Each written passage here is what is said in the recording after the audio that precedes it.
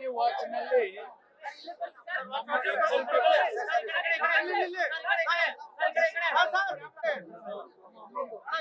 ಅವರ ಫೋಟೋ ಹಾಕಿದ್ದಾರೆ.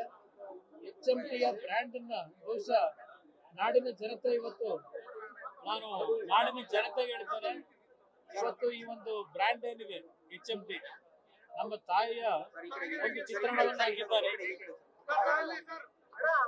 ಬಹುಶಃ